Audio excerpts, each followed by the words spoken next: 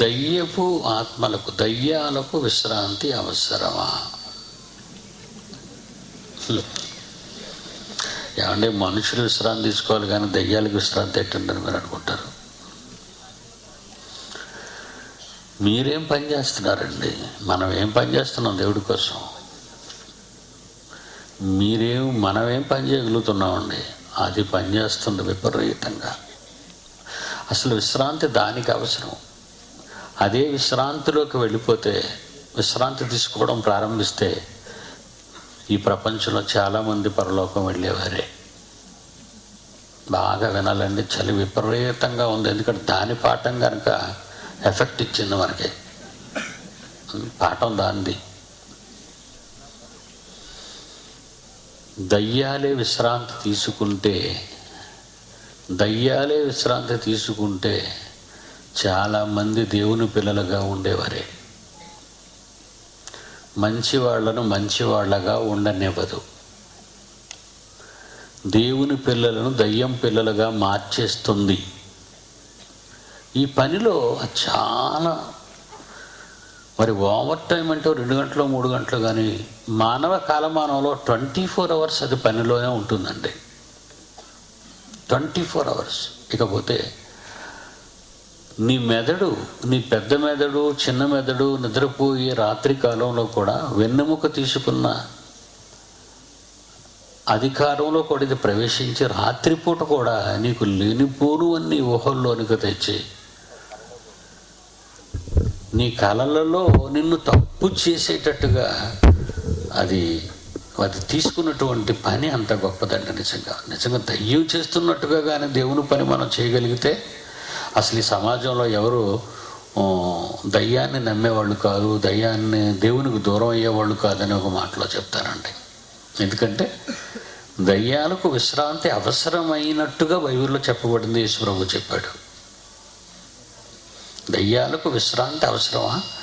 మత్తయి సువార్త 12వ అధ్యాయం 44వ వచనంలో చూడండి దయచేసి. మత్తయి సువార్త 12వ అధ్యాయం 43 నుంచి చూద్దాం.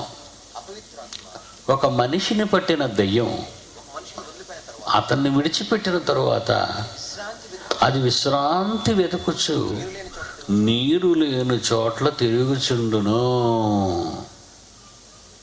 ఏమన్నా 43వ వచనంలో ఏముంది? విశ్రాంతి వెతుకుచు. ఒక మనిషిని వదిలిపోయిన తరువాత, అది ఆ పాయింట్ చాలా జాగ్రత్తగా మీరు ఆలోచించండి. మనిషిని పట్టిన తర్వాత వాడి చేత చేయించవలసినవన్నీ చేస్తుంది. ఆడే కానీ మగే కానీ మారనివ్వదండి, మార్పు రానివ్వదు. ఏమేమి చేయాలో అన్నిటినీ వాడి చేత చేయించేసి అమ్మయ్య విశ్రాంతి తీసుకుందాం అనుకుంటుందట. దెయ్యం మనిషిని విడిచిపెట్టిన తర్వాత విశ్రాంతి కావాలా దానికి? ఏంటో బలిసిపోయింది అది అనుకుంటున్నారు మీరు? నీ శరీరములో ఉన్న ప్రతి అవయవాన్ని తప్పు దారిన పట్టించటానికి అది చేసిన కృషి ఎంత భయంకరంగా, ఎంత మరి అవిశ్రాంతిగా అది పోరాడి పనిచేసిందో మరి మనమే చెప్పగలగాలి. కళ్ళు పోతే పోనివ్వండి, మంచిగా చూడలేకపోతున్నాయని మనం అనుకొని నోరైనా మంచి మాట్లాడుతుందంటే నోరుని కూడా కంట్రోల్ చేసిందండి. నోటిని, మాటని. పోయింది. నోరు ఏదో తప్పుడుగా మాట్లాడినా కనీసం చెవులైనా మంచి మాటలు వింటాయేమో అని ఆలోచిస్తే చెవులను కూడా దాని మాటలు విన్నట్లుగానే రూపొందించింది, తయారు చేసేసింది, మార్చేసింది. ఆలోచనల నుండి చేతల వరకు, ఆలోచనల నుండి మాటలు, మాటల నుండి చేతలు, చేతల నుండి నడతలు, మొత్తం మానవ శరీరాన్ని తన వైపు తిప్పుకొని దేవునికి దూరం చేయటానికి అది చేసే పని విశ్రాంతి లేకుండా పనిచేస్తుంది ఈరోజు. ఏంటంటే మాకు ఎప్పుడు కనబడలేదండి అని మీరు అనుకుంటున్నారు. అదే దాని గొప్ప మరి దానికి ఉన్న వరం అనుకుందాం దాన్ని. ఆ వరం దానికి ఉంది కానీ సరిపోయింది. కానీ మనకుంటే ఏం చేసేద్దుమో ఏమండి? కనబడకుండా బ్యాంకులోకి వెళ్ళి కట్టలు తెచ్చేసుకుందాం, కనబడకుండా శత్రువుని కత్తితో పొడి చంపేసేద్దాం, ఏమంటే కానీ అది చాలా సిస్టమేటిక్గా పనిచేస్తుందండి. అది తప్పుడుగా అది తప్పు చేయిస్తుందే తప్ప మనల చేత తప్పు చేయిస్తుంది, కానీ నువ్వు చేయాల్సిన తప్పును అది చేయదు. ఆలోచించండి, అది ఎంత చక్కగా మరి తన ఉద్యోగ ధర్మాన్ని నెరవేరుస్తుంది అనడానికి ఇదొక అపూర్వమైనటువంటి ఆలోచన. మనిషిని విడిచిపెట్టిన తర్వాత దానికి విశ్రాంతి ఎందుకంటే అలసిపోయిందండి. వాటిని తప్పుదారి పట్టించటానికి అది అలసిపోయింది. మనిషిని తప్పుదారి పట్టించటానికి అది అలసిపోయింది.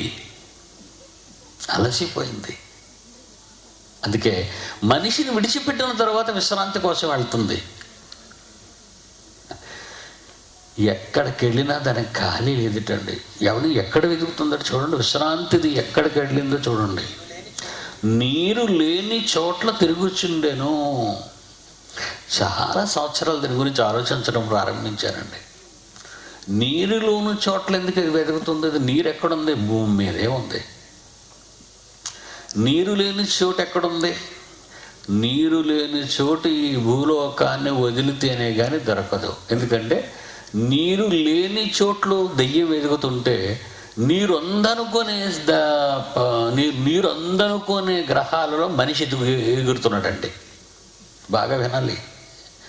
నీరు లేని చోట్ల దయ్యం ఎదుగుతుంటే నీరు అందని వెతుకుతున్నాడు ఈ దరిద్రుడు. అంగారకుడిలో నీరు ఉందంటాడు, చంద్రుడిలో నీరు ఉందంటాడు, గ్రహాల్లో నీరు ఉందంటాడు, నక్షత్రాల్లో నీరు ఉందని చూసి రకరకాలుగా మాట్లాడుతున్నారు. నీరు ఉందనుకుంటున్నాడు. లేని వాటిల్లో నీరు లేదనుకొని మనిషిని వదిలిన తర్వాత నీరు లేని చోట్ల గురించి అది వెతుకుతుంది. నీరు లేకపోతే నీరు లేని చోటికి దయ్యం ఎందుకు వెతుకుతుంది? నీరు లేని చోటుని దయ్యం అసలు ఎందుకు వెతుకుతుంది అంటే నీరుంటే మనిషి ఉంటాడు కనుక. ఏమంటే ఫస్ట్ సివిలైజేషన్ ఏంటిది నాయన? ఫస్ట్ సివిలైజేషన్, ప్రపంచ మొదటి నాగరికత నైలు నది నాగరికత. అంతే కదండి. ప్రపంచ నాగరికతలో మొదటి నాగరికత నైలు నాగరికత. రెండవ నాగరికత సింధు నాగరికత. మీరు చదివారు కదా, సింధు నాగరికత. ఏమండి మూడవ నాగరికత గ్రీకు నాగరికత. ప్రపంచ చరిత్రలో మనుషులు ఎక్కడ ప్రారంభమై తమ జీవితాలను నడుపుకున్నారు అని చెప్పడానికి హిస్టరీలో, చరిత్రలో మన ముందున్న వారు నీరున్న దగ్గర మనుషులు చేరుకుంటారు అని చెప్పారు. నీరున్న చోట మనుషులు చేరుకుంటారు కనుక ఎక్కడ నదీ ప్రవాహ జలాలు ఉంటాయో, ఎక్కడ మంచినీళ్ళు తాగడానికి ఉపయోగపడతాయో, ఉప్పు నీళ్ళు పనికిరావు కదండి, అంతా సముద్రమే కదా. కనుక ఉప్పు నీళ్ళ కోసం కాదు, మంచినీళ్ళు కావాలి. ఆ పక్కన ఉప్పు నీళ్ళు ఉన్న వాళ్ళకి సమస్య లేదు. అందువలన ఈ నాగరికతలు, ప్రపంచ నాగరికతలు ఆరంభమైన చోట ఒక్కొక్క నది ఉంటుంది. ఆ నదులను బట్టి నాగరికత ఆరంభమైంది. అంటే నీరున్న చోట మనుష్యులు ఉంటారు, నీరు లేని చోట మనుష్యులు ఉండరు. బాగా వింటున్నారా? నీరున్న చోట నాగరికత మనుగడ కొరకు, వాడ బ్రతుకు తెరువు కోసం నీరు ఉన్న చోట మనిషి ప్రారంభమవుతాడు. ఇప్పుడు మీరు ఇంతమంది వచ్చారు, 1000 మంది, మీ అందరికీ నీరు లేకపోతే మీరు ఏమైపోతారు? అందుకే 2 బోర్లు కొట్టించాం పెద్దవి, మీకు నీరు సప్లై చేయాలని. నీరు ఉంటేనే మానవునికి జీవితంలో ఏమీ లేకపోయినా పర్లేదు, కానీ నీరు లేకపోతే బ్రతకలేడండి.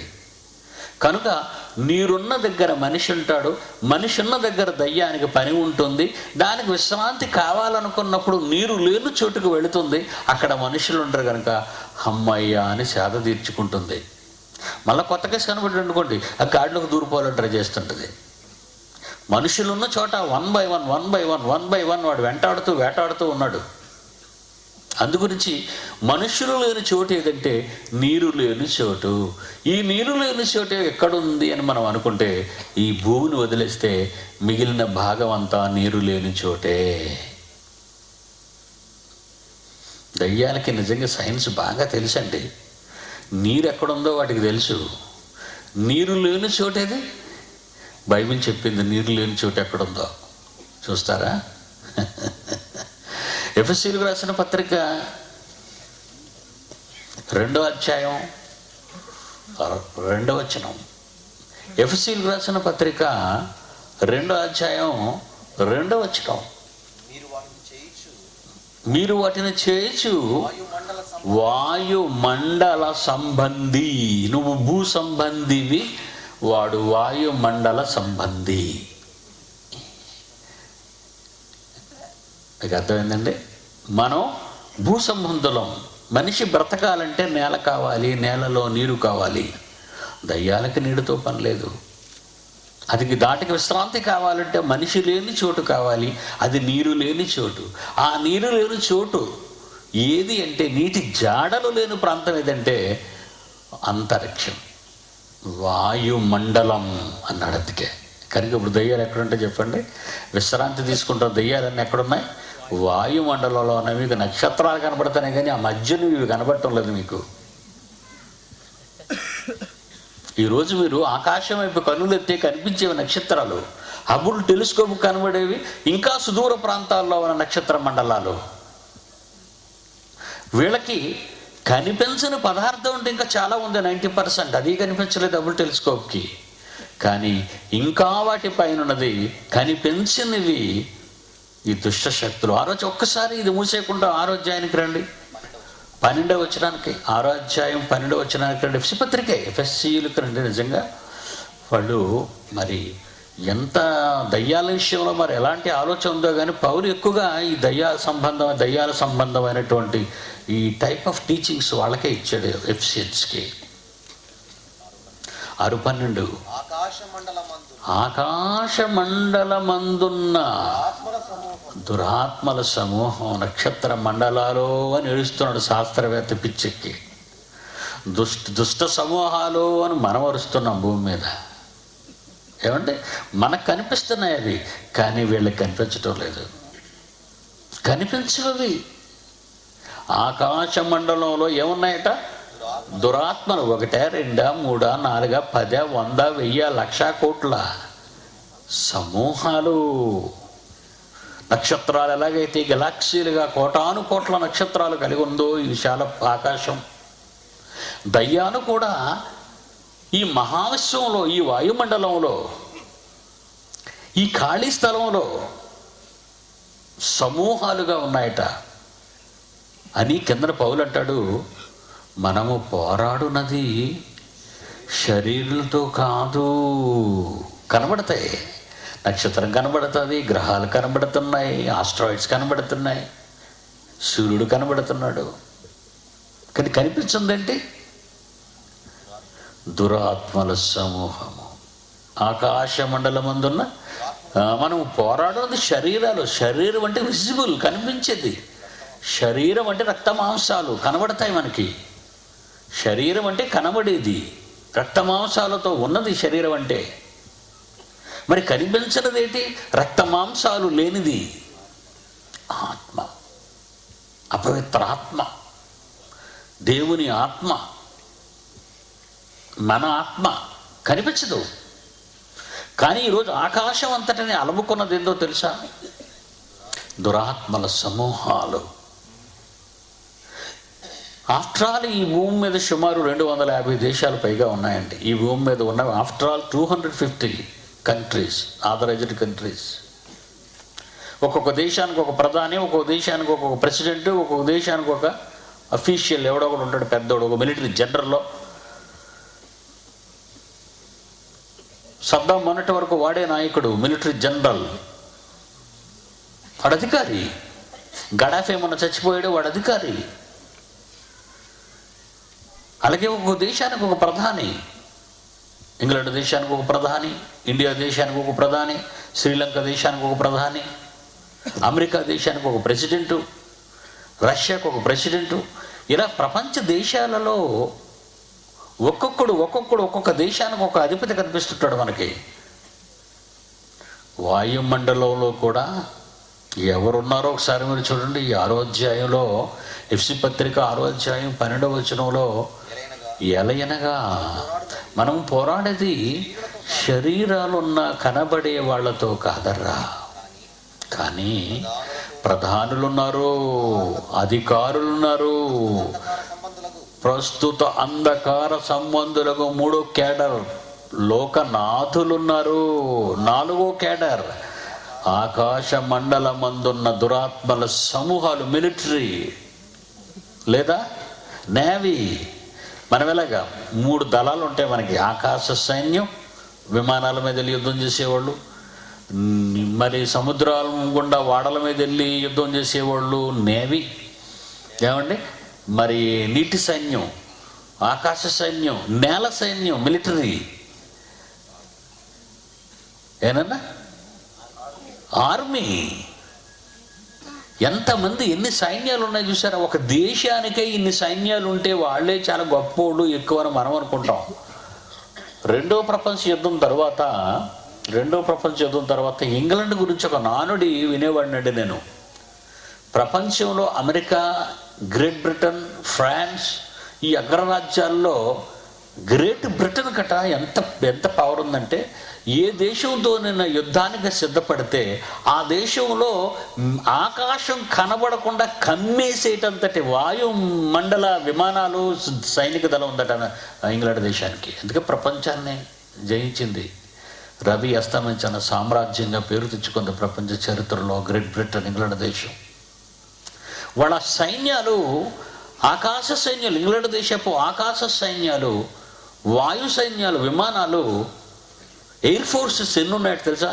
ఏ దేశంతో యుద్ధం చేయడానికి వెళితే ఇంగ్లాండ్, ఆ దేశం ఆకాశం ఆ ప్రజలకు కనబడకుండా కప్పేసేటన్ని విమానాలు ఉన్నాయట ఆ దేశంలో అంటాడు.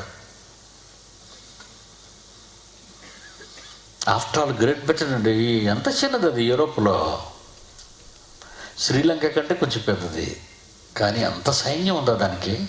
ఒక చిన్న దేశం అగ్రరాజ్యాల్లో ఒకటిగా లెక్క పెడుతుంటే వాయుమండలం ఎక్కడో కోటాను కోట్ల నక్షత్రాలు, ఆ నక్షత్రాలలో ఒక పాలపుంత నక్షత్ర మండలం, ఆ పాలపుంత నక్షత్ర మండలంలో ఒక సూర్యకుటుంబం, ఆ సూర్యకుటుంబంలో ఒక చిన్ని గ్రహం భూమి, ఈ భూమి మీద ఎక్కడో ఒక యూరప్ ఖండం, ఆ యూరప్ ఖండంలో ఒక చిన్న దేశం. దానికే ఇంత పెద్ద సైన్యం, ఇంత పేరుంటే ఆకాశం చూస్తే దానిలో ఎంతమంది ఉన్నారంట? సాతాను యొక్క సైన్యాలు. 1 ప్రధానులు, 2 అధికారులు, 3 లోకనాథులు, 4 దురాత్మల సమూహాలు అన్నాడు. చూడండి,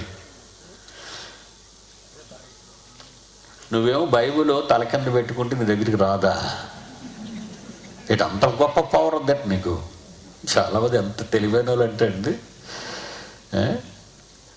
దెయ్యం పడితే తోసేటివేనే, తోసేస్తావా? పోవు అంటే పోద్దా అది?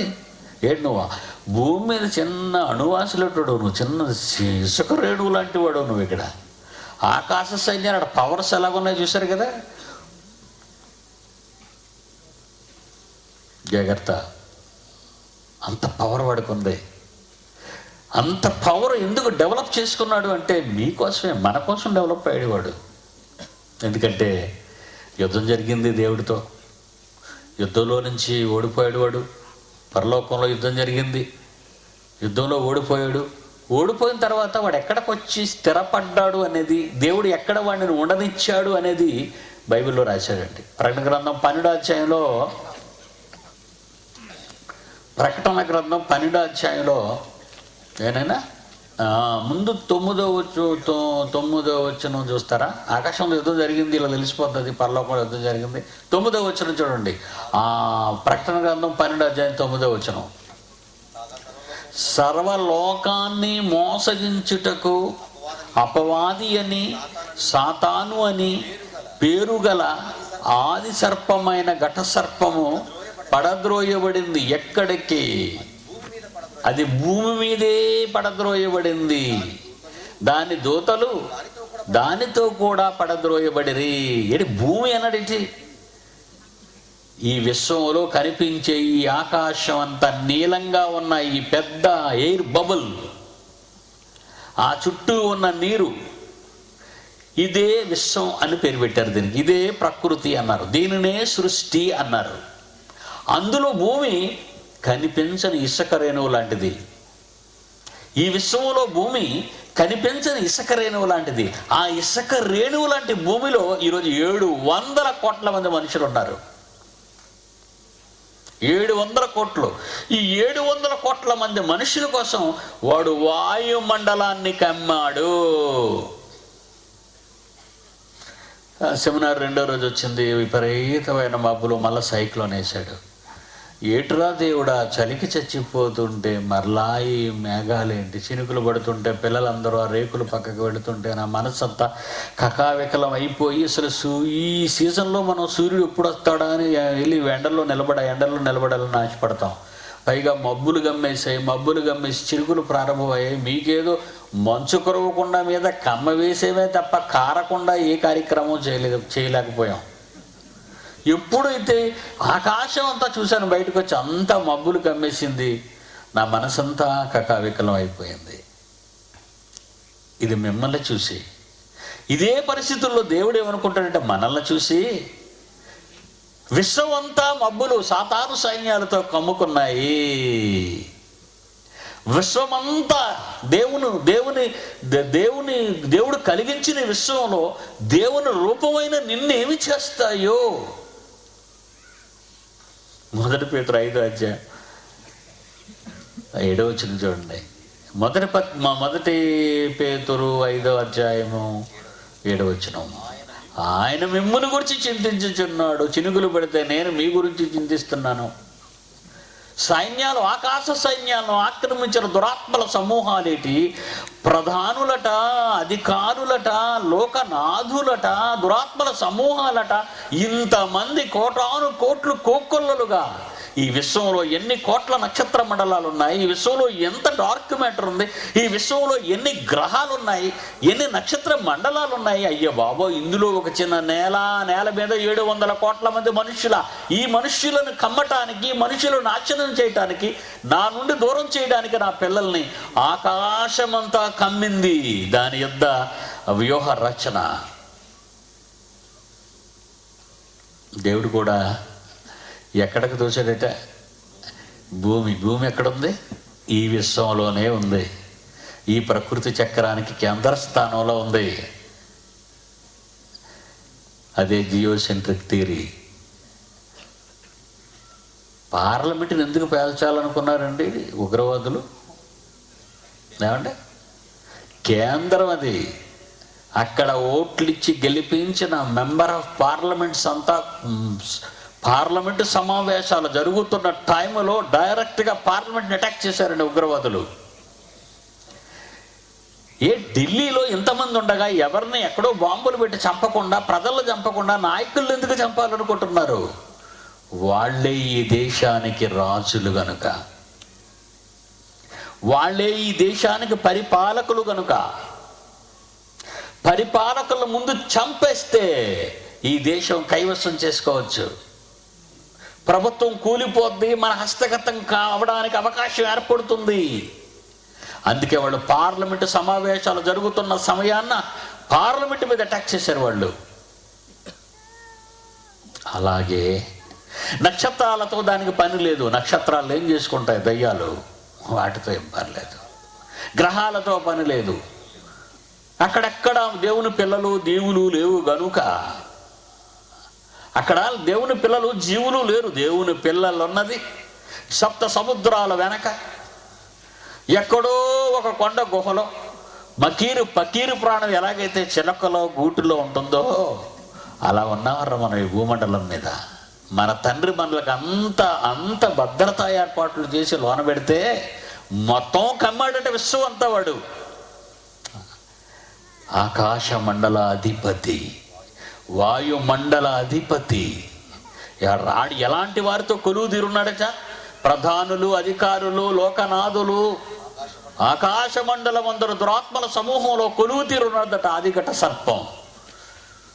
రేయ్, ఈ దేవుడు మనల్ని బానిసలుగానే ఆయన పిల్లల కొరకు వాడుకోవాలనుకున్నాడు కదా. ఆ పిల్లల్ని మనం ఏం చేయాలో తెలుసా? కోరుకున్న కన్న తండ్రికి దక్కకుండా, దేవునికి దక్కకుండా వాళ్ళందరినీ మనం నాశనం చేయటమే మన ధ్యేయం. తాజ్మహల్ని బాంబు పెడితే వాడికేముంది? పుణ్యక్షేత్రం వండర్లో ఒకటి అని గొప్ప చెప్పుకుంటున్నారు కనుక కూల్చేసేయాలనుకున్నారు. ప్రపంచ వాణిజ్య మండలి, ప్రపంచ వ్యాపార సంస్థ, వరల్డ్ ట్రేడ్ సెంటర్, ప్రపంచమంతా దాని మీద ఆధారపడి ఉంది. ధరలు తగ్గాలన్నా, ధరలు పెరగాలన్నా, తక్కువ ధరలతో నువ్వు బజారు చేసుకోవాలన్నా, ధరలు పెరిగిపోయి బజారు జోలికి వెళ్లకుండా ఉండాలన్నా, ప్రపంచ ఆర్థిక వ్యవస్థ అంతా డబ్ల్యూసీ టవర్స్ మీదే ఉంది. దానిని టార్గెట్ చేసేటండి బిన్ లాడెన్. వాడు ఆ వ్యవస్థను కూల్చాడు. డబ్ల్యూ టవర్స్, వరల్డ్ ట్రేడ్ సెంటర్ను కొట్టాడు కనుక ఈ రోజు చూడండి మన రూపాయి విలువ ఎలా పడిపోయిందో. విలువ లేదండి, రూపాయికి విలువ లేదు. ఇది మన దేశానికే కాదు, ప్రపంచ దేశాలు, గ్రేట్ బ్రిటన్ నిరుద్యోగ సమస్య, యునైటెడ్ స్టేట్స్ ఆఫ్ అమెరికా నిరుద్యోగ సమస్య, రష్యా నిరుద్యోగ సమస్య, ఎక్కడ చూడండి నిరుద్యోగ సమస్య. నిరుద్యోగులు, తిండి లేని వారు, బాధలలో ఉన్నవారు, ఈవెన్ అమెరికన్స్ కూడా ఈరోజు బాధపడుతున్నారంటే మీకు తెలుసా? కనుక వాడు వరల్డ్ ట్రేడ్ సెంటర్ని కొట్టాడు. వాడు దేశాన్ని కాపాడే, వాడి దేశాన్ని కాపాడుకునే ఒక వ్యవస్థ ఉంది, అదే రక్షణ వ్యవస్థ, పెంటగాన్. అమెరికాలో అమెరికా సైన్యాలన్నీ దాని కిందే పనిచేస్తుంటాయి. దాన్ని కొట్టాడండి బిన్ లాడెన్.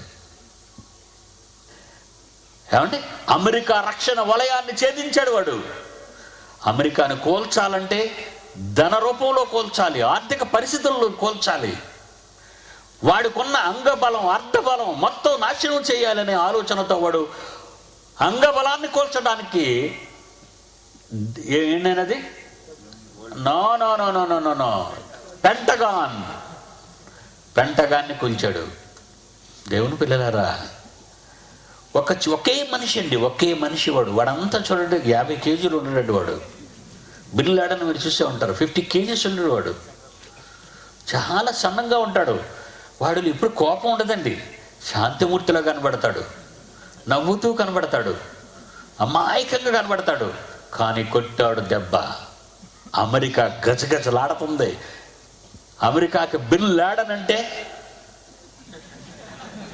అంత భయం. ఇప్పటికీ అమెరికా కోలుకోలేని పరిస్థితికి కూలిపోయింది, తెలుసా మీకు? ఇప్పటికీ అలాగ ఆలోచిస్తే సైతానుగాడు విశ్వంలో ఇసుక రేణువు వద్ద కూడా కనబడని ఈ నేలను ఎందుకు టార్గెట్ చేశాడు? అందులో నువ్వున్నావు గనుక. నువ్వెవరు? సాక్షాత్తు దేవుని కుమారుడువు, కుమార్తెవు గనుక. అందుకే వాడు మొత్తం వ్యూహరచన చేశాడు మన మీద. అప్పటి నుంచి 12వ వచనం చదువుతాను, ప్రకటన గ్రంథం 12వ వచనం. అందుచేత పరలోకమా, పరలోక నివాసులారా, ఇక మీకు యుద్ధాలు ఉండవు. భూమి సముద్రం, ఆ భూమితో నిండి ఉన్న నీళ్లు మీకు శ్రమ. అపవాది తనకు సమయము కొంచెమే అని తెలుసుకొని బహుక్రోధము గలవాడై మిమ్మల్ని టార్గెట్ చేయడానికి మీ దగ్గరికే వచ్చేసాడా? తనకు సమయం కొంచెమే ఇవ్వబడిందట. అదండి, వాడు ఓవర్ టైం మీద ఓవర్ టైం ఎందుకు చేస్తున్నాడంటే, దేవుడు వాడికి అనుమతి ఇచ్చాడట. నీకు ఇదిగో ఇంతకాలం ఇస్తున్నాను, కొంచెము కాలము అన్నాడు. అందుకే దాన్ని కొంచెము కాలము. ఈ కొంచెము కాలము నీకు ఎందుకు ఇచ్చానంటే, నువ్వేం చేస్తావో ఏళ్ళు చేయి, నా పిల్లల్ని నేను చూసుకుంటాను. నా పిల్లలు బ్రతికించుకోవడానికి నా సైన్యాలు ఉన్నాయి, నా పిల్లల్ని నాశనం చేయడానికి నీ సైన్యాలు ఉన్నాయి. నా సైన్యాలు పోరాడతాయి, నీలా కాదు, మోసంతో, ఇత్తుతో, దగాతో కాదు, సత్యముతో, ఆత్మతో, రోషంగా దెబ్బలాడతాయి నా సైన్యాలు. ఆ సైన్యాలు మీరు చూడాలనుకుంటున్నారా? నా వెనకున్న వాళ్ళంతా అతిరథ మహారథులు.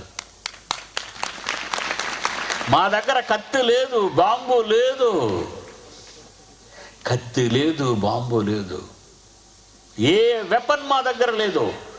దేవుని నోట నుండి వచ్చు జీవమగల 2 అంచుల వాడి అయిన ఎటువంటి ఖడ్గము కంటే పదునైన కత్తులున్న వాళ్ళే వీళ్ళు. మన మీద ఆయన పెట్టుకున్న ఆశ ఎంత అంతా కాదండి.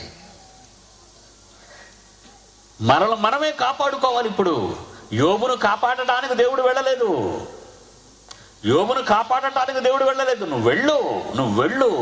నా కుమారుడు గొప్పవాడు యోబు, యథార్థవంతుడు, సత్యవంతుడు, న్యాయవంతుడు, చెడుతనమును విసర్జించిన వాడు, నువ్వు ఎలా కుమ్మేస్తావో ఎలాగ ఆవహిస్తావో చెయ్యి నా కొడుకు దగ్గరికి వెళ్ళి. పిల్లలను చంపేశాడు, ఉన్న భాగ్యాన్ని వదలగొట్టాడు, ఒంటి నిండా చీడ పుట్టించాడు, కట్టుకున్న దాని చేత తిట్టించాడు. అవునా? కానీ ఏమన్నాడు? మూర్ఖురాలు మాట్లాడునట్లు మాట్లాడుచున్నావే లైలా.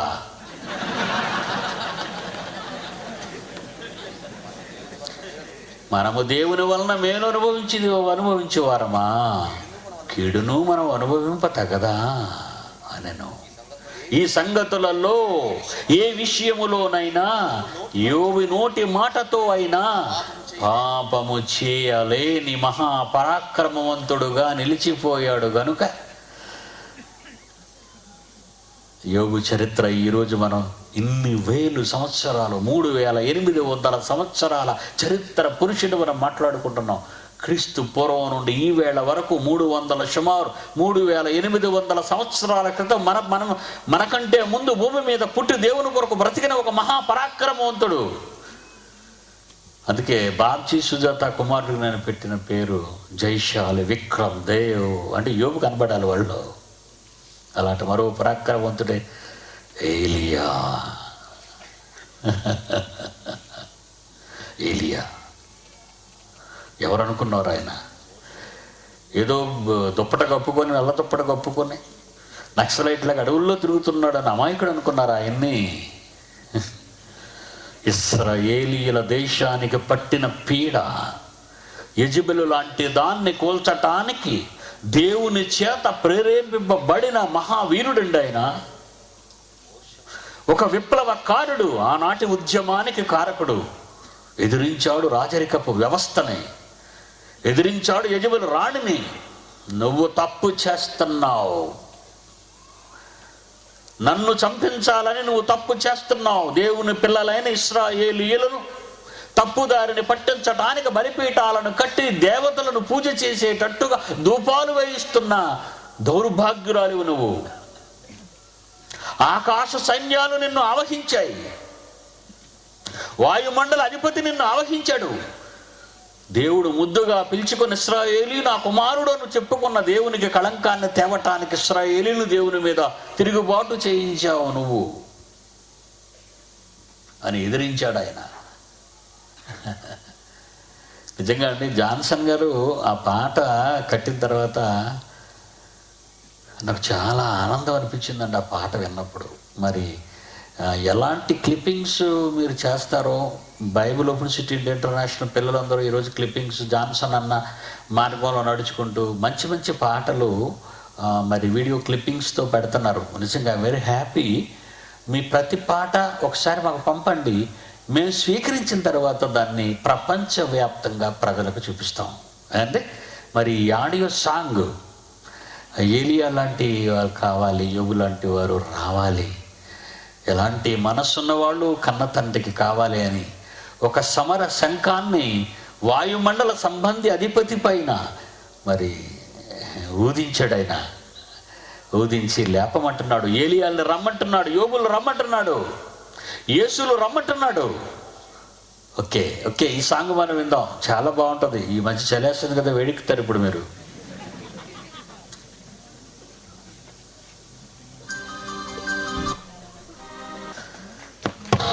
చాలా బాగుందండి, వెరీ హ్యాపీ. మరి ఏరి వచ్చారు అలాంటి వాళ్ళు, నా వెనక్కున్న వాళ్ళు వాళ్ళే మళ్ళా పుట్టారు.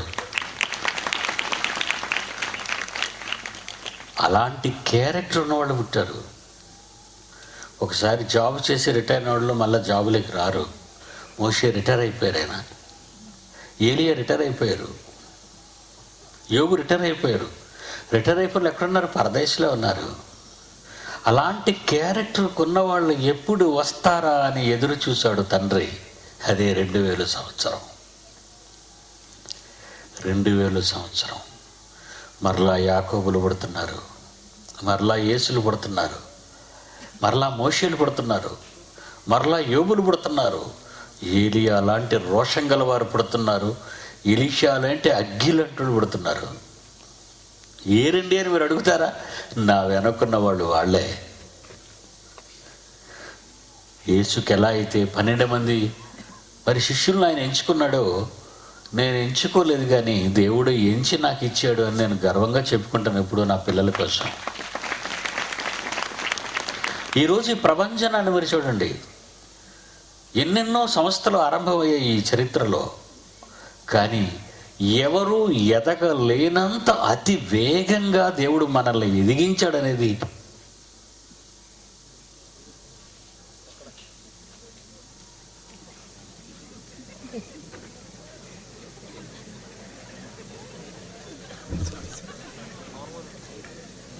దేవుని పిల్లలారా, వాయుమండలంలో ఉన్న ఈ మహా సైన్యాలను,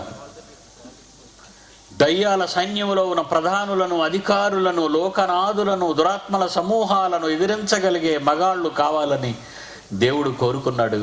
అది 21వ శతాబ్దంలో దేవుడు అనుకున్నాడు. ఎందుకంటే ఏ కాలంలో మనం జన్మించాలో ఆయనే నిర్ణయించాలి. కాలం జరిగిపోతున్నప్పుడు, ప్రపంచంలో కోట్లాది మానవులు నిత్యాగ్ని దండనకు వెళ్ళిపోతున్నప్పుడు ఆపగలిగే నాయకులు కావాలి. 430 సంవత్సరాలు ఈజిప్టు దారుణ బానిస సంకెళ్లతో నలిగిపోయినటువంటి ఇశ్రాయేలీయుల ప్రార్థన విన్న తర్వాత దేవుడు ప్రసాదించిన వాడే మోజెస్. యేసు పుట్టిన తరువాత కొన్ని వందల సంవత్సరాల నిశ్శబ్దతలోకి వెళ్ళిపోయింది దేవుని సామ్రాజ్యం. అందుకే యేసును పుట్టించి మహాసామ్రాజ్యాన్ని ఆరంభించాడు. ఆరంభించిన ఆ మహాసామ్రాజ్యం కొన్ని దశాబ్దాలకే అణిగారిపోయింది శత్రు సైన్యాల వల్ల. ఆర్సిఎం వాళ్ళు పుట్టారు, లూథరన్స్ పుట్టారు, సిఎస్ఐ పుట్టాయి, ఎన్నో ప్రొటెస్టెంట్లు పుట్టారు, ఎందరో పుట్టారు. ఆ విధంగా నాశనం అయిపోయింది క్రైస్తవ్యం.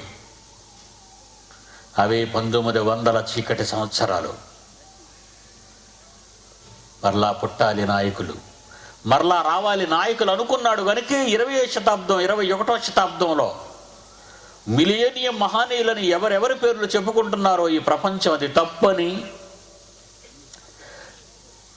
2వ మిలియనం నుంచి 3వ మిలియనంలోకి వచ్చినది మనమే అని మీరు ఆలోచించండి, లెక్కలేయండి.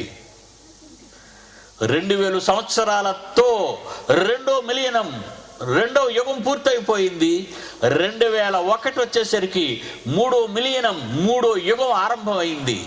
ఆ 2000 ముగింపులోను 3వ యుగం ప్రారంభంలో పుట్టిన వానవే మనమంతా. 2000లో పుట్టిన వారంతా ప్రారంభంలో పుట్టిన వారే. 2000 ముందు పుట్టిన వారంతా 1999 వరకు 2వ యుగంలో పుట్టినవారు.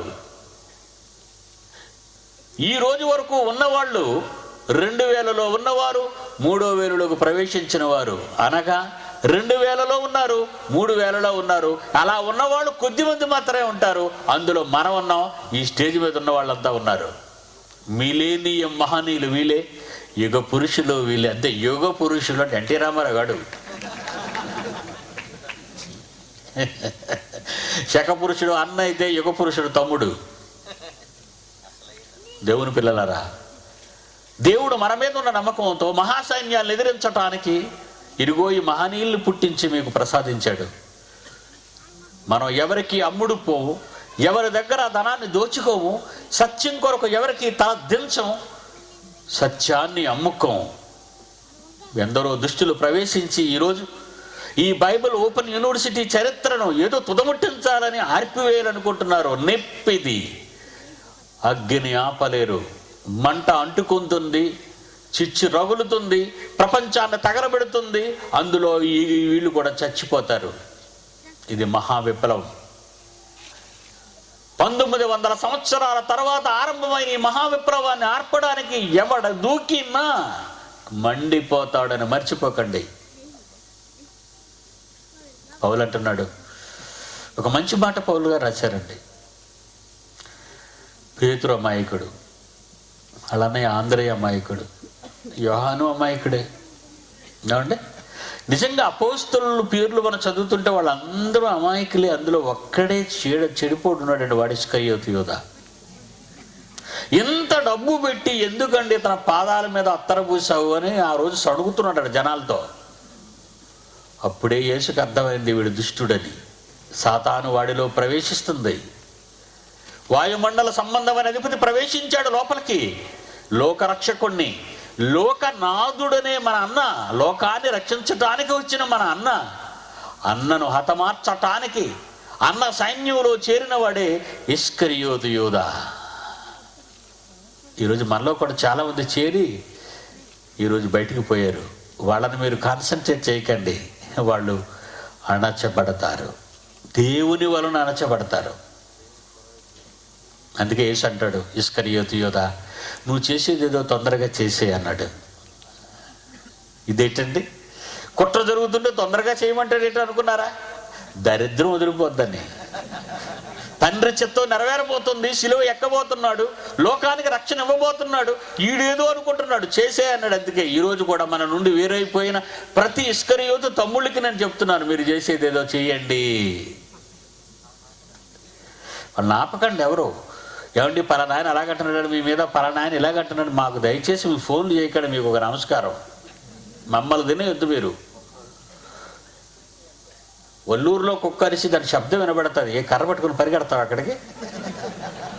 మాధవలస రోడ్లో ఏదో కుక్క పిల్ల అరుస్తుంది, నువ్వు కర్ర పట్టుకుని పరిగెడతావా? అరిసే కుక్కలవి. ఏనుగును చూడగానే దాని తొండం, దాని ఆకారం, దాని స్తంభాలు లాంటి పాదాలు, దాని మా పర్వతం లాంటి ఆకారాన్ని చూసి ఇదేదో అనుకుని కై కై కయ్యమంటుంది. అది ఆ మాందానికి ఏనుగు నిలబడిపోద్దా ఎవరో అరుస్తున్నారని? నిలబడితే పారిపోద్ది. కనుక ఏనుగు తన పని చేసుకుంటూ నడుచుకుంటూ వినయంగా వెళ్ళిపోద్ది. అది కానీ అరిస్తే ఇది గుండాకి చచ్చిపోద్ది కుక్క పిల్ల. కనుక ఈ మహా విప్లవంలో మనం ఉన్నాం. ఈరోజు ఏదో ఎవరో అరుస్తున్నారు, అలా జకీర్ అరుస్తున్నాడు, లేకపోతే అలా ఇమ్రాన్ అరుస్తున్నాడు, ఎందుకు మీకెందుకంతా? వాడు అరవనివ్వండి, కుక్క పిల్ల. వాడికి మేము రాశాంగా, ఒరే సంతకం పెట్టరా, లెటర్ మీద సంతకం పెట్టు, నీ లెటర్ ఎంత మీద పంపు అన్నాం. నేను పెట్టను. ఈరోజు టెక్నాలజీ మారిపోయింది, ఆకాశరామన్ ఉత్తరాలే నెట్లో రాసుకుందాం అంటున్నాడు. పో, పెళ్లి చేసుకుంటే ఆకాశరామన్ పెళ్లి చేసుకుంటావురా? ఇల్లు రిజిస్ట్రేషన్ చేసుకుంటే ఆకాశరామన్ రిజిస్ట్రేషన్ చేసుకుంటావురా? ప్రమాణ స్వీకారంలో మంత్రులు ఆకాశరామన ప్రమాణాలు చేయకూడదు, నెట్ట వరకు మంత్రిని అయితేనే అని సంతకం పెట్టకుండా. చేతగాని వాడు చెప్పే మాటలవి, అవి చేతగాని వాడు చెప్పే మాటలు. వాటి కోసం మీరు ఏం వర్రే అవ్వకండి, మేము చూసుకుంటాం కదా. అతిరథ మహారథులు మేము ఉన్నాంగా. మీరు చిన్న సైన్యం, మీరు వీధి పోరాటాలు, మండల పోరాటాలు, జిల్లా పోరాటాలు మీరు చేయండి. ఇంటర్నేషనల్ పోరాటాలు, దేశ పోరాటాలు మేము చేస్తాం. ఎవరి పనిలో వాళ్ళు నిమగ్నం అయిపోండి. మీ ఊదిలో ఎవడన్నా అంటే నోరు పోయి అని చెప్పండి, అంతే. వాడు అక్కడ మూసుకుంటే పెద్దోడు మూసుకుంటాడు. ఓఫీరుగాడు తిరగబడి ఆఖరికి చంచలు కూడా జైలుకి పోయే పరిస్థితి ఏర్పడింది వాడికి. మీరెందుకు వాడి గురించి అలాగంటున్నాడు, ఇలాగంటున్నాడు, శుభవార్తలు ఎలాగన్నాడు, అశుభవార్తలు ఎలాగంటున్నాడు అని? మాకెందుకండి బాబు ఆ ఫోన్లు? అవి ఒక పనికిరాని ఛానళ్ళు, ఇడు పనికిరాని వాడు. పిడి సుందర్రావు చాలాసార్లు ఛానల్స్లో మాట్లాడమని చాలామంది కోరుకున్నారు. ఇలాంటి డర్టీ ఛానల్స్లో నేను మాట్లాడినా. డర్టీ ఛానల్స్, అంతకంటే పెద్ద ఛానల్స్ మా టీవీనా, ఇవి పెద్ద వెరీ వెరీ బ్యాడ్ ఛానల్స్ ఇవి. అంతకంటే యూనివర్సల్ ఛానల్స్ ఉన్నాయి, CNN, BBC. వాళ్ళనే దరిద్రులు తిట్టుబడేశాను. ఎవరి దగ్గర మాట్లాడుతాను? నేను మాట్లాడాలని కోరుకుంటున్నావా? కెమెరా పట్టుకొని రారా, నేను స్టూడియోకి రానురా, నువ్వు రారా? ఏమండి, నువ్వు రా. ఏ కాలంలో నిన్ను పుట్టించాలో, ఏ రోషంతో నిన్ను పెంచాలో, ఏ రోషంతో నిన్ను బ్రతికించాలో నేను తండ్రి కోరుకున్నాడు. కనుక అమాయకులను అపోస్తులు పుట్టిన కాలంలోనే పౌలును దించాడట, రంగప్రవేశం చేశాడు. చూడండి ఎంత అద్భుతంగా మాట్లాడతాడో. ఎందుకు పౌలు పుట్టాడని మీరు అనుకుంటున్నారు? నాన్న పౌలు, ఈ అన్నలందరూ అమాయకులయ్యా. ఆ ఇస్కరియోతుగాడు కొట్టిన దెబ్బకు మొత్తం సంఘం బద్దలైపోయింది. సమరయ, గలిలయ, యూదయ ప్రాంతాలకు చెల్లాచెదరై పారిపోయింది సంఘం. నువ్వు రావాలి నా కోసం. ఇంకా డైరెక్ట్గా దేవుడు అటాక్ ఇచ్చాడు పౌలుకి. మీకు తెలుసు కదా, నువ్వు హింసిస్తున్న యేసును నేనేనయ్యా అన్నాడు. మీరా అని మాంత్రికుడు మీరా అన్నాడు చూసారా? అదే ఆ మహానుభావుడు నిజంగా ఈ లోకంలో ప్రవేశించేటప్పుడు తన గురించి ఏమి చెప్పుకుంటుండో కొరింథీయులకు రాసిన మొదటి పత్రిక 15వ అధ్యాయమా 7వ వచనం చూడండి ప్రియులారు, మీరు అందరూ ఆనందించే మాట. కొరింథీయులకు రాసిన మొదటి పత్రిక 15వ అధ్యాయం 7వ వచనం, 7-8 వచనం. అందరికీ కడపట అకాలమందు పుట్టినట్టు ఉన్న నాకు నేను అన్నాడు. ఆ కాలములో పుట్టినట్టు. కాలము కాని కాలములో పౌలు ఎందుకు పుట్టాడు అంటే అలా పుట్టించిన వాడు దేవుడే. ఇంకా ఏమో 20వ శతాబ్దంలో పుట్టించాలనుకున్నాడేమో నాతో పాటు. నాకంటే ముందు మా అన్నయ్య వచ్చేస్తే నా విప్లవం ఏముంది, తమ్ముడు విప్లవం అన్న విప్లవంలో కలిసిపోద్ది. కనుక 1900 సంవత్సరాల గ్యాప్ ఇచ్చాడు. యేసు విప్లవాన్ని 25 ఇయర్స్కే కూల్చింది ప్రపంచం. దుష్టుడు, వాయుమండల సంబంధమైన దయ్యం అధిపతి, గాదిఘట సర్పం. యేసు మరణించిన 25 సంవత్సరాలకే కొరింథీ పత్రిక వ్రాయబడింది. మొదటి పత్రిక వ్రాయబడింది. మొదటి అధ్యాయం 12వ వచనంలో ఏం వ్రాయబడిందో చూడండి. అప్పటికి యేసు మరణించి 25 ఏళ్ళు అయింది. 25 ఏళ్లకే పౌలు అంటున్నాడు, మీలో ఒక్కడు పౌలు వాడని అంటున్నారా, అపుల్లో వాడని అంటున్నారా, కేఫా వాడని అంటున్నారా, ఇంకొకడు క్రీస్తు వాడని అంటున్నారా? క్రీస్తు విభజింపబడి ఉన్నాడా? పౌలు మీ కొరకు సిలువ వేయబడినా, పౌలు నామమున మీరు బాప్తిసం పొందుతారా? ఎలా అడుగుతున్నాడు చూడండి. Only gap 25 ఇయర్సేనండి. వేలకు వేల మందిగా క్రైస్తవులు అవుతున్న ఇశ్రాయేలు ఆ కాలంలో యెరూషలేములో, యూద, సమరయ, గలిలయ ప్రాంతాల్లో ఎందరో అన్యజనులు యేసు వైపుకు తిరిగిపోతున్నారు. పౌలు ప్రభంజనానికి, యేసు విప్లవానికి 25 ఏళ్లకే దెబ్బ వేసింది, వేటు వేసింది. వాయుమండల సంబంధమైన అధిపతి అవిశ్రాంతంగా పోరాడుతుంది. అవిశ్రాంతంగా యేసు పుట్టిన నాటి నుండి ప్రారంభించింది దాని కార్యక్రమాన్ని. మరలా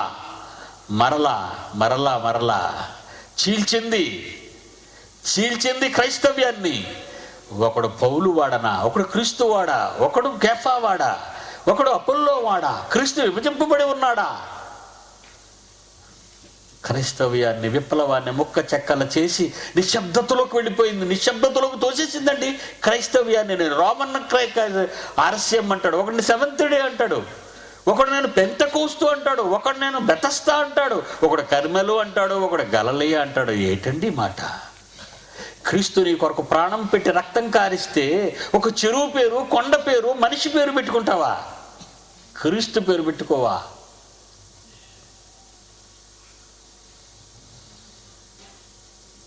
యేసు విప్లవం దెబ్బతీసింది. అప్పుడు పౌలును పుట్టించాడు దేవుడు. అందుకంటున్నాడు, కడపట అకాలమందు పుట్టిన నేను, కాలము కాని కాలములో దేవుడు నన్ను పుట్టించాడు అంటున్నాడు. కాలము కాని కాలములో దేవుడు నన్ను పుట్టించాడు. చదవండి మరలా. కడపట అకాలమందు పుట్టినట్టున్న నాకు దేవుడు నన్ను పంపించాడు. విప్లవం చల్లారిపోకుండా చూడు నాయనా అని. ఆనాడు సవాళ్లు ప్రారంభమయ్యాయి. ఆనాడు ఛాలెంజెస్కి మార్గం తెరిచాడు పౌలు. ఎఫెసులో ఎదిరించేవారు అనేకులు ఉన్నారు. నేను ఇక్కడ ఉంటాను, ఎఫెసులో రమ్మన్నాడు అందరినీ. విద్యోత్సవంతో ప్రతి స్థలమందు దేవుడు మమ్మల్ని ఊరేగిస్తున్నాడు అన్నాడు.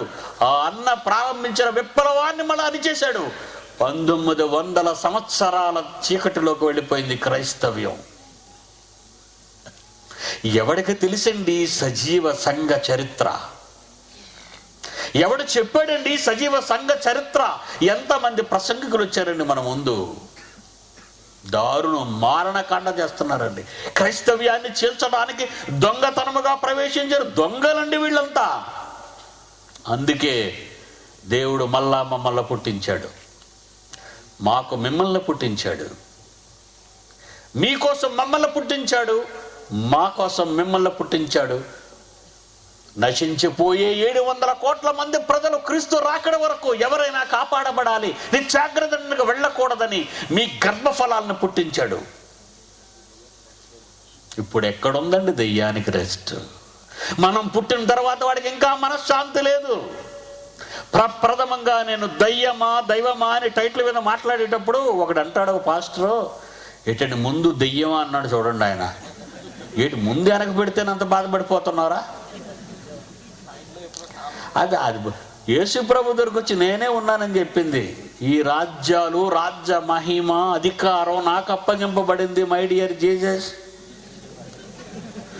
ఒక్కసారి నువ్వు మిలిటరీ సెల్యూట్ కొడతావో, సాష్టాంగ సెల్యూట్ కొడతావో కొట్టు, నేను నీకు ఇచ్చేస్తానంది. అప్పటికే వాడు అధికారంలో ఉంది ప్రపంచం. అమాయకుడండి మన యేసన్న. ఏమన్నా ఏమనేవాడు కాదండి. ఈరోజు మీసం మెలిస్తాడండి యేసు తమ్ముడు, తొక్క తీసేస్తాడండి యేసు తమ్ముడు. ఆడు ప్రధాన ప్రెసిడెంటా? వీడి గడుసుడు సుమా. ఎవడినైనా మట్టి కరిపిస్తాం. యేసు జోలికి వస్తే వణుకు శరీరానికి కాదు, వాడికి వెన్నులో, అది ఎండాకాలమైనా పుడుతుంది వాడికి వణుకు. దేవుని పిల్లలారా, విశ్రాంతి లేకుండా వాడు ఈరోజు మన మీద ఎగబడ్డాడు. ఇప్పుడు చాలామందికి కష్టాలు ప్రారంభమయ్యాయండి. ఏంటండి మాకు ఈ బాధలను మీరు అనుకోకండి. ఆ విప్లవంలో బాప్తీసం ఇవ్వడానికి ఈరోజు ఈ సునీల్, ఉపేంద్ర వీళ్ళందరూ వ్యాన్లో వెళుతున్నారండి. అకస్మాత్తుగా ట్రాక్టర్ గుద్దిందండి. సునీల్ చెయ్యి తెగి పడిపోయిందండి నేల మీద. కాలు చెయ్యి విరిగి ఉపేంద్ర ఒక ప్రక్కన పడిపోయి ఉన్నాడండి. చేసింది టార్గెట్, చేసిందండి టార్గెట్. మీ అందరికీ చెప్తున్నాను, వేదిక మీద ఉన్న వాళ్ళందరికీ చెప్తున్నాను, మీరు టార్గెట్లో ఉన్నారు. ముందు పేర్లు మీవే. ఎవడో బిన్ లాడెన్ అంటే డోంట్ కేర్ అండి. పెద్ద పెద్ద రౌడీలు, వాళ్ళకి భయపడని అవసరం లేదండి. మనం మనుషులకి వాయుమండల సంబంధ అధిపతి రికార్డులో మొదటి నేమ నాదైతే వీళ్ళ పేర్లండి. వాడు 3 సార్లు నన్ను టార్గెట్ చేశాడండి. నా నొసటమే చూడండి, భయంకరమైన కారు ప్రమాదం. అంటే మెదడునే కొట్టాలనుకున్నాడండి వాడు. ఆ తర్వాత చిన్న మెదడుకు మిద్ది కూలిపోయి పడిపోయిందండి. చిన్న మెదడు మీద 2 ఏళ్ల వరకు నాకు అసలు ఏటి కదులుతున్నట్టుగా కనిపించేవాడు ప్రతిదీ. ఆ తర్వాత నెత్తి మీద కొట్టాడండి. అంటే కాలు వంక లేదు, చెయ్యి వంక లేదు, నోరు వంక లేదు. బుర్రెందుకండి టార్గెట్ చేశాడు వీడు? ఇలాంటివి పుడతాయి కనుక.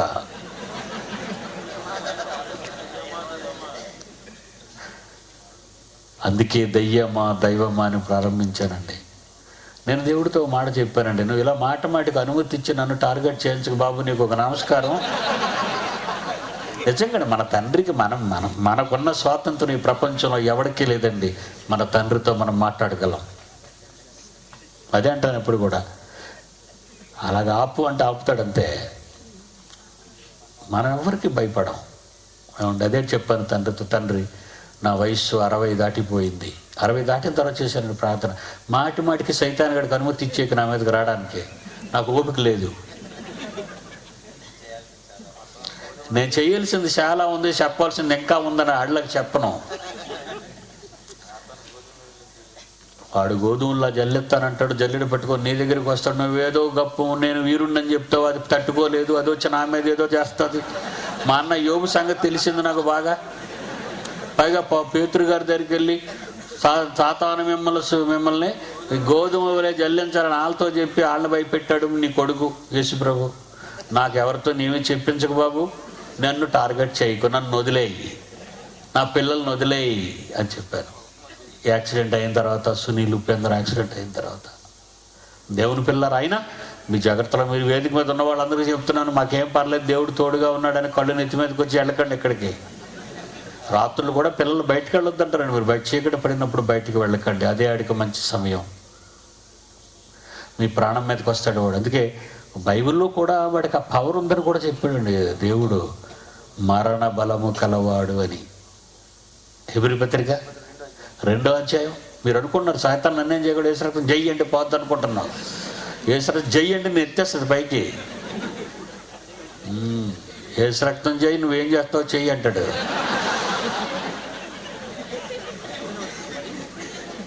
హెబ్రీ పత్రిక 2వ అధ్యాయం 15వ వచనం.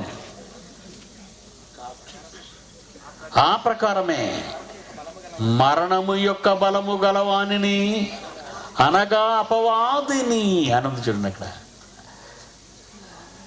లేపేస్తాడు, జాగ్రత్తగా ఉండు. ఏమండి మేము ఇటు నా కష్టాలండి, అలాంటి కష్టాలండి, ఇలాంటి కష్టాలండి అని చెప్పుకుంటారండి అందరూ.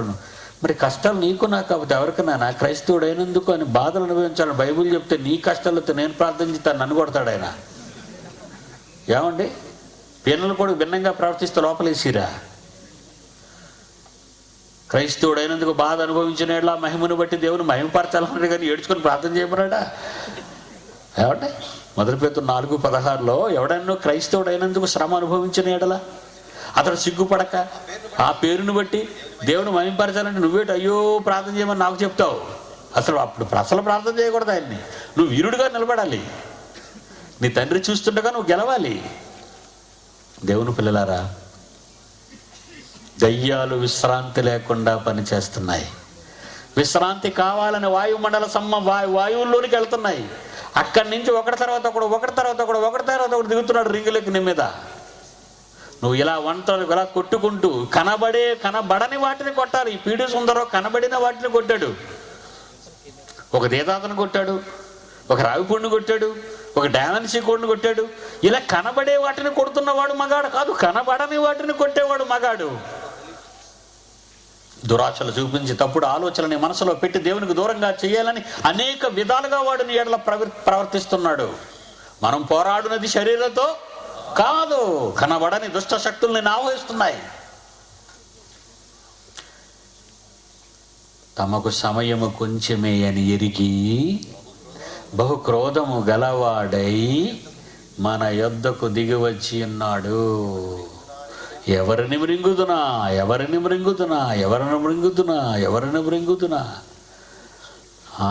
వాడి బుర్ర మీద 3 ఏట్లు వేసాను, వాడు దొరకలేదు. సునీల్ చేతి కొట్టేశాను, అస్సలు మానలేదు, ఎడం చేతితో తినేస్తున్నాడు అన్నం కూడా. ఉపేంద్రని టార్గెట్ చేశాను, కాలు చేయి తీసేయాలని, స్టీల్ రడ్లు పెట్టేశాడు. మాకింకా జరగలేదని మీరు ఆలోచించుకోకండి. వెనకాతలు ఉన్నటువంటి అతిరథ మహారథుడికి చెప్తున్నాను, మీరు కూడా ఉన్నారు దాని టార్గెట్లో. మరి ఏ రకంగా ఎప్పుడు కొడతాడో అలర్ట్గా ఉండండి. మీరు మిమ్మల్ని కూడా దేవుని కొరకు కష్టించే ప్రతి వాణిని కొట్టడానికి వాడు బాధపడుతున్న ఆ కాలంలో పేతురు గారు ఏం రాశారో ఒకసారి మనం చూసి ముగించుకుందాం. 1 పేతురు 5:8 నిబ్బరమైన బుద్ధి గలవారై మెలకువగా ఉండండి. మీ విరోధి నాకు కాదు, మీకు విరోధి, యోవుకు విరోధి నాకు కాదు. నాకు విరోధి అయితే మార్చి పడేస్తాను. మీకు విరోధిగా వాడు వచ్చాడు. మీకు ఇవ్వవలసిన లోకాన్ని వాడికి ఇవ్వలేదని వాడు పగబట్టాడు. అందుకే మీకు విరోధి వాడు. ఎవరిని మృంగుదునా అని వెతకొచ్చు. ఎందుకంటే మంచివాళ్ళని వెతకాలి కదండి. అందరూ చెడ్డోలే, వాళ్ళు వెతకవలసిన పని ఏముందో టోటల్ లేపేస్తాడు. వాళ్ళంతా దాని భక్తులే. ఊరి మీద తిరిగేవాళ్ళు, దేవుడు కాదన్న వాళ్ళు, దేవుని కొరకు పని చేయని వారు, దేవునికి ఇవ్వని వారు, దేవుని కొరకు కష్టపడని వాళ్ళు, దేవుని ఇష్టాన్ని నెరవేర్చని వారంతా దాని వారే కనుక వాళ్ళ గురించి దానికి ఏం బెంగలేదు. ఇంతకీ దానికి కనబడే శత్రువులు మనమే. దేవుని పని చేసేవాళ్ళం, దేవుని కొరకు ఆలోచించేవాళ్ళం, దేవునికి ఇచ్చేవాళ్ళం. లోకమందున్న మీ సహోదరుల యందు ఈ విధమైన శ్రమలే నెరవేరుచున్నవని ఎరిగి విశ్వాసమందు మీరు అటు ఇటు బెదిరిపోయి చెదిరిపోకుండా విశ్వాసమందు స్థిరులై వానిని ఎదిరించుడి అన్నాడు పేతురు. కష్టాలు ఫలవుతాం, మరి అవ్వకపోతే ఎలా అండి? కష్టాలు ఫలమా? కష్టాలు వస్తాయి, బాధలు వస్తాయి, యాక్సిడెంట్లు వస్తాయి, తల చెదిరిపోతే మన నమ్మకమైన వారే మన గొంతుకు వస్తారు, అనుకున్న వారే మనం మోసగిస్తారు.